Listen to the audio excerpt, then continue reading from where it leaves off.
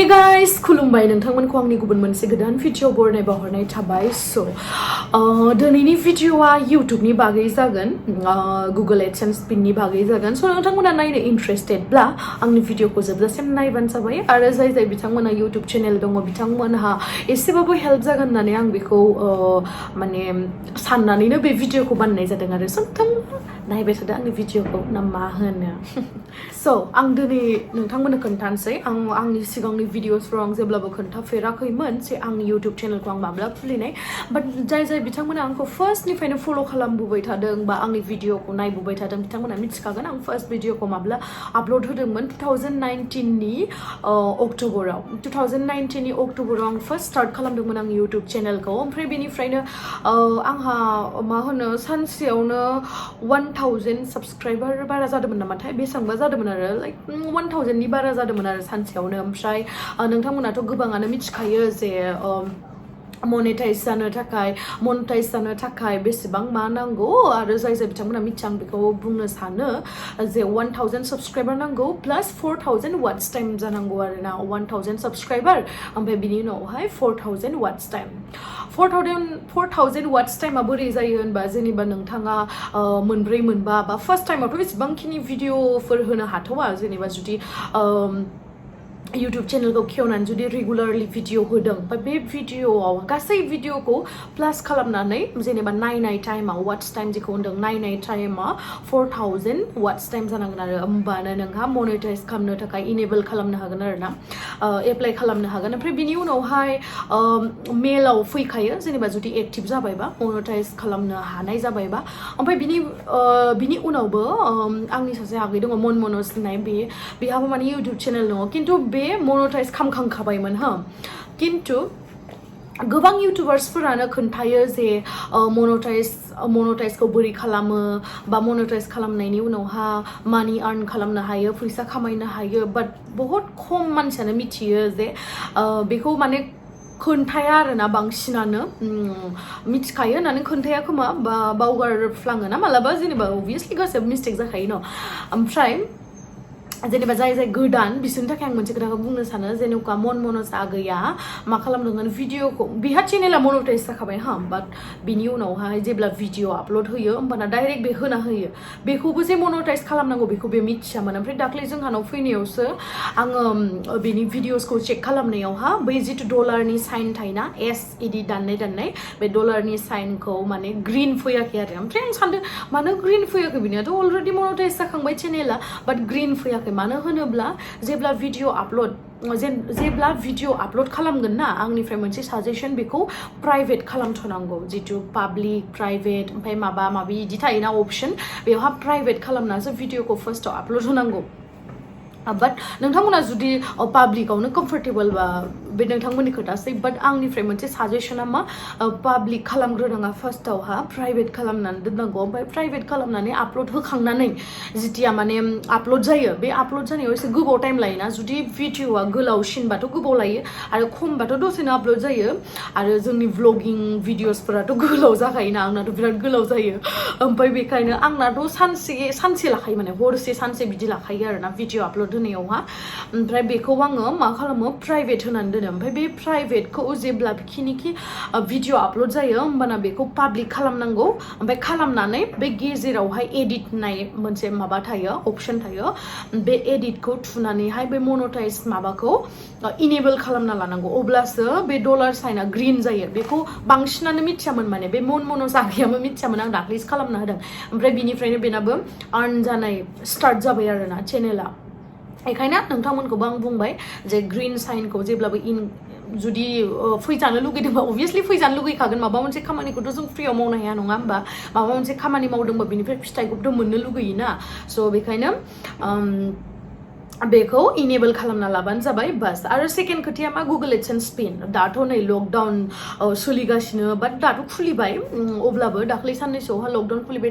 lockdown सोलिबाय थानाय हिसाबै दा बांसिनानो सोरबाफोर गुगल एडसेन्सनि थाखाय एप्लाइ खालामदोंमोन बा सोरबाफोर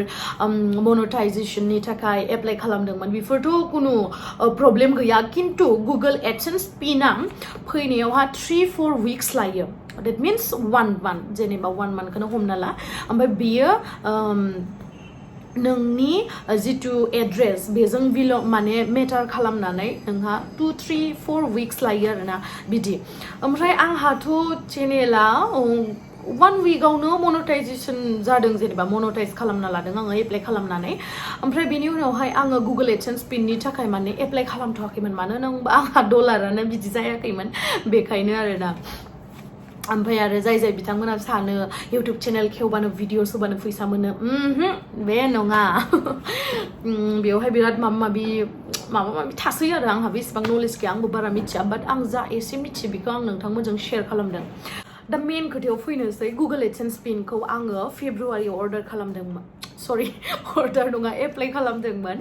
ओमफ्राय बेयो मार्चनि 30सोआव फैगौमोन आरो जुदि 4 weeks लायोबा आं 4 weeks लास्टनि बारा टाइमखौनो हमनानै लादोंमोन आङो ओमफ्राय बे टाइमावनो ओरैबायदि आनलाकि माबा जाबाय लकडाउन जाना होबाय ओमफ्राय फैयासै ओमफ्राय आं सानबाय दे एसे गोबाव लागोन खोमा ओमफ्राय आं जेब्लानाखि बे गुगल एडसेन्सआव चेक खालामो होमबाना बुंदोंमोन मा बे COVID-19नि थाखाय लकडाउननि थाखाय जेनेबा एसे गोबाव जानो हागौ डिले जानो हागौ बेखौ माने सिन्था खालामनाङा इदि होननानै माबादोंमोन आरोना बेवहाय नटिफिकेसन फैदोंमोन बेखायनो आं सानबाय फैगोन खोमा होननानै नेबाय मार्चआवबो गैया ओमफ्राय नेबाय एप्रिलावबो गैया ओमफ्राय आङो रिसेन्ड खालामनो थाखाय होबाय बिसोरखौ पिनखौ आं सानदोंमोन मा आंनि एड्रेसाव भुलमोन नामा होननानै चेक खालामबाय आङो एड्रेसाबो भुल गैया खिन्थु उनावहा एप्रिलावबो एप्लाइ खालामबाय आं फैयासै मेआव एप्लाइ खालामबाय आं आरोबाव खेबथाम एप्लाइ खालामबाय आङो मेआव एप्लाइ खालामबाय ओमफ्राय फाइनेलि माने खाफाल मोजां एसे माबायाव फैबाय आरोना दाख्लै मेआव एप्लाइ खालामबाय नालाय ओमफ्राय जुनाव फैबाय जुननि बेसे डेटआव फैदोंमोनथाय आं गुवाहाटियावनो दंमोन आरो ओमफ्राय मामाया फन खालामबाय आंखौ फन खालामनानै बुंबाय माइनाव नोंनिया बिदि गुगल एडसेन्सनिफ्राय बिदि फैदों जोंहा मामायाथ' इंलिस फरायनो रोङा ओमफ्राय माने जोंहा बाबाया फरायनानै खोन्थाहरबाय आरो माने आं मामा बाबाखौ अलरेडि इनफर्म खालामना दोनखादोंमोन जे बिदि फैगोन पस्ट अफिसाव एसे खबर ला बिदि होननानै ओमफ्राय बे पस्ट अफिसाव जाय मावग्रा बेबो जोंहानि आदैयानो जायो ओमफ्राय बिसानि फिसालाया माने होफैबाय आरोना बिदि ओमफ्राय आं ओरैबायदि हेपि जाबाय न'का मोसाबाय आङो न'का मोसा माने मोदोमानो 100 ग्राम खमायदोंमोन खोमालै सरि ओमफ्राय आं देखायनोसै गुगल एडसेन्स पिना बोरै जायो आं न'आव थांबाय फैनाय लोगो लोगो खोनानानै आं साननै थानानैनो न'आव जल्दि थांबाय आङो खामानि गारनानै ओमफ्राय उनावहाय थांनानै नुहैबाय नैबेबायदि दै बे ससेखौ जाहा टुकलुआ बिसिबायब्रा आं जेब्लानाखि एक्टिभ खालामनो थाखाय बेखौ लाबोदोंमोन अब्लानो बिसिबाय बेबायदि आरोना गुगल एडसेन्स पिना माने इयो सिङाव थायो आरोना नैबिदि साइड ओमफ्राय नैबिदि साइड मोनथाम साइडखौ माने बिसिनो थाखाय इदि होखायो आरो सिन ओमफ्राय बेखौ बिसिनानै बे सिङावहा नैबेयावहा नैबिथिं थायो बे पिना जितु भेरिफिकेसन पिन गुगल एडसेन्सनि अब्लासो नोङो फैसा खामायनो हागोन बिदि खिन्थु नोंहा डलारा जाबाय थागोन दे डलारा नोंहा हाबबाय थागोन बाट नोङो फैसाखौ बख'नो हानाय नङा बा मा होनो फैसाया बेंकआव नोंनिया ट्रान्सफार जानाय नङा बेखौ जुदि नों हराबा बे मोनसे कनफार्मेसन कड नालाय ओमफ्राय बेखौथ' आं देखायनो हाला ओमफ्राय बेखौथ' एक्चुअलि आङो फट' क्लिक खालामना लानायखायसो नङाबा जाहा टुकलुआ बिसिनानै मा खालामगोन नायलाय मा नंथावथाव बुस्थुखौ ओमफ्राय जियानो जादोला नोंथांमोनाबो जुदि गुगल एडसेन्स पिननि थाखाय एप्लाइ खालामनोबा जेबो नङा जेबो सिन्था खालामनाङा जुदि फैथ'वाखैबा फैगोन जेबो नङा आंनाबो बिराद गोबाव नेनांबाय आङो फेब्रुवारिनिफ्राय साननानै जुनावसो मोनबाय आङो मालायफोरनिया मालाय 10 days 15 daysआवनो फैयो जोंहा एसे खाफालाबो एसे गाज्रि खोमा बेखायनो अब्लाबो आं बिराद हेपि इउटुब चेनेलाव जेनेबा आंनि इउटुब चेनेलाव आं खामानि मावनानै बिराद हेपि आङो आरो नोंथांमोननि अननायखौ मोननानैबो आं बिराद हेपि नोंथांमोना ओरैबायदि मोजां कमेन्ट्स खालामो आरो माखासे हेटार्सफोरनि कमेन्टआथ' थाखायो बाट स्टिल बेखौ आजावना लानो हानाय क्षमताया थानांगोन आरोना इउटुब चेनेल खेवदोबा आरो पेशेन्स थानांगोन जेनेबा धैर्य थानांगोन आरोना I hope नोंथांमोना आंनि बे भिडिअखौ नायनानै एसेबाबो बुजिबाय जानांगौ बा बुजियाखैबा मा होनो आंहाबो बारा एसेबां नलेज गैया इउटुबनि बागै जा एसे रोङो बेखौनो शेयार खालामबाय आङो ओमफ्राय आंनि इउटुब आर्निंनि बागै मिथिनोब्ला आंखौ कमेन्ट्स खालामबानो जाबाय आं नेक्स्ट भिडिअ आं बेसेबां इउटुबनिफ्राय फैसा खामायो बेसेबां मा जायो डलारा बेसेबां फैसा मा बेफोरखौ आं खोन्थागोन स' थेंक इउ स' माच गाइस आंनि भिडिअखौ नायनायनि थाखाय बाय बाय आरो मोनसे खोथा बुंनो सानो आङो मानसिफ्रा सानो आरोना साबस्क्राइबार बुरजाबानो फैसाखौबो बुरजा मोनो साबस्क्राइबार खमबानो फैसाखौ खम मोनो it doesn't matter subscriber it doesn't matter subscriber likes dislike बे जेबो मेटार खालामा इउटुबाव दे आं मिथिनाय बायदिहै मायो मेटार खालामो होमबा भिउसआ जुदि नोंथाङा जुदि इउटुब चेनेल दङ ओमफ्राय नोंथाङा जुदि साबस्क्राइबार खम बाट स्टिल नोंहा भिउसआ मोजां फैयो हो अब्लाना नोंहा डलारा बारा जागोन फैसाया आर्निंआ बारा जागोन खिन्थु माने मा होनो साबस्क्राइबार बारायावबो मोनसे माबा थायो मुलाम्फा थायो बेनिफिट थायो मा बेनिफिट होनबा जुदि नोंनि चेनेलखौ साबस्क्राइब खालामदोंबा जाय भिउवार्सफोर बे भिउवार्सफोरनि फनावहाय आंनि भिडिअसआ श' जाहैगोन माने नुजाहैगोन अब्लासो नायगोन भिडिअसआ अब्लासो आंनि भिउसआ बारायगोन बिदि आरोना ओमफ्राय आरो माखासेयाथ' बिदि बै बेल आइकनखौ थुनो बावगारो प्रेस खालामनो बावगारो ओमफ्राय बेयावबो बेल आइकनखौ थुबासो बैयावहा नटिफिकेसन थांगोन बाट मोनसे खोथायाव हेल्प खालामो साबस्क्राइबार बाराया माने नटिफिकेसन थाङो बे नटिफिकेसन थांबासो भिउस फैगोन बेबायदि आरोना खिन्थु साबस्क्राइबार हिसाबै जोंहा जेबो फैसा हाबा आरोना बिदि अनलि भिउसआल' मेटार खालामो